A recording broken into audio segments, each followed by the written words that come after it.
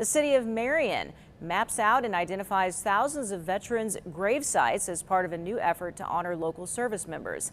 Waylon Walls-Parker shows us how this project came to be and how it's gaining national attention. So far, the city has identified over 3,000 veteran gravesite locations, and that idea for the map comes from local veterans themselves. What's being done here today, and with the databases that are being created, this will be able to go on and to persist into the future. Retired federal judge and Marine veteran Patrick Murphy is one of those responsible for this project. The idea started with making it easier for volunteers to find veteran grave sites for holidays, but ensures those veterans' legacies live on, even after family members are no longer here to remember them. Who's going to do this work when we can't?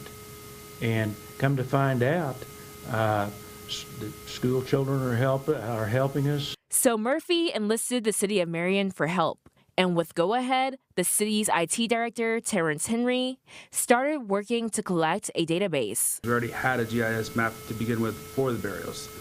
We just needed to put the veterans as another layer. The project began in January, and initially they thought it might take a long time.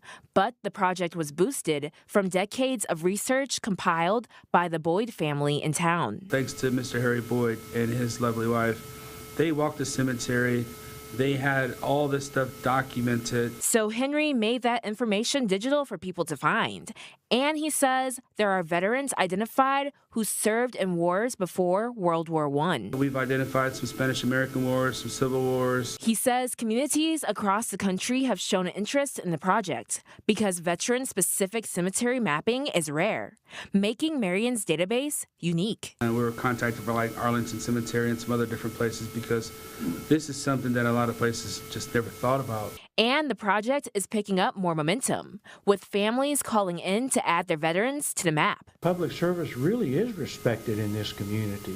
Judge Murphy says their work isn't finished yet. They hope to identify more veteran graves across Marion and inspire other communities to follow suit. In Marion, Waylon Walls-Parker, Heartland News.